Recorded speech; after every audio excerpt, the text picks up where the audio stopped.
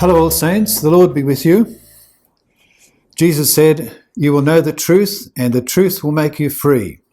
Well, it's a famous saying, often taken out of context, but the context in John chapter 8 is Jesus giving instructions to some new believers.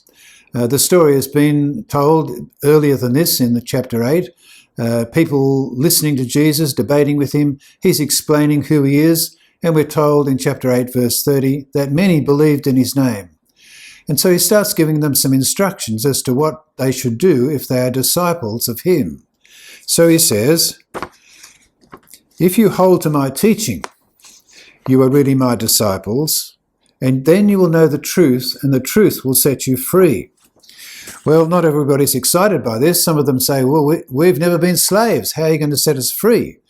Well, except, of course, Egypt and Babylon and the Romans. But he's talking about something else. He says those who commit sin are slaves to sin. So being a slave's got no future, but in the house of God, if you're a son, that counts. But if the Son sets you free, then you'll really be free. It's interesting as you read the letters that these apostles later on wrote, whether it was James or Peter or John or Paul or the letters that Jesus wrote to the churches in the book of Revelation, they all contain instructions to disciples. Not all of the people whom the letters are written to are new disciples. Some of them are old disciples. They've been Christians for some time. Some of them are new, some of them aren't. But in all of the letters, there's always instructions about how to live as disciples of Jesus. Here's a typical one in Colossians chapter 3, but it's typical of nearly all of the letters, where there are instructions about how to live in the present life different to the world around you.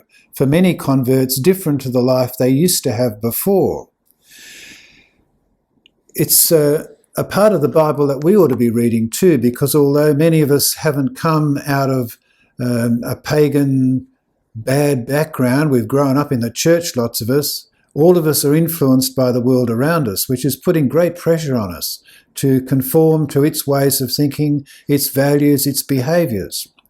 So whether we're new Christians or old Christians or people in the middle, here's a typical instruction that's in all of the letters of the apostles. This is Colossians chapter 3, verse 5. "Put to death, therefore, whatever belongs to your earthly nature, sexual immorality, impurity, lust, evil desires, and greed, which is idolatry. Because of these, the wrath of God is coming. You used to walk in these ways in the life you once lived, but now you must also rid yourselves of all such things: anger, rage, malice, slander, filthy language from your lips. Don't lie to each other, since you've taken off your old self with its practices and have put on the new self, which is being renewed in knowledge in the image of its Creator. There is no Gentile or Jew, circumcised or uncircumcised, barbarian, Scythian, slave or free, but Christ is all and is in all."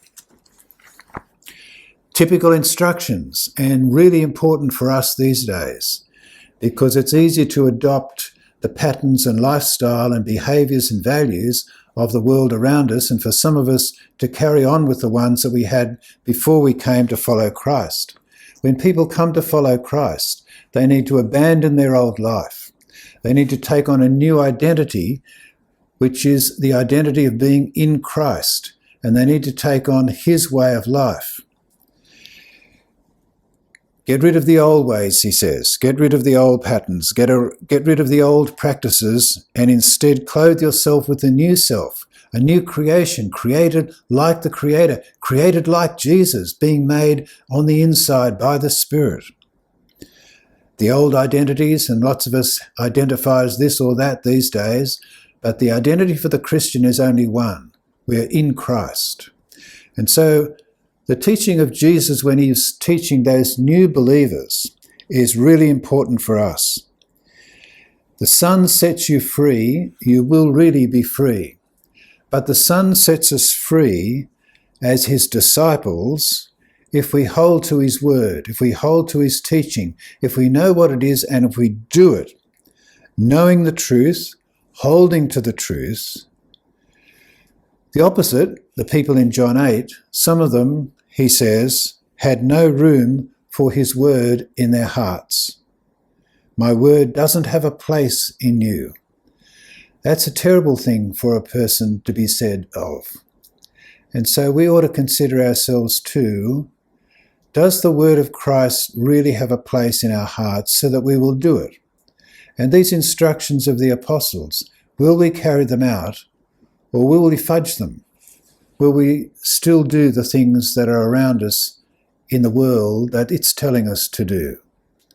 Because the life of Christ is a different life, a new creation life, and the truth that sets us free is the teaching of Jesus, which we need to know and to hold to.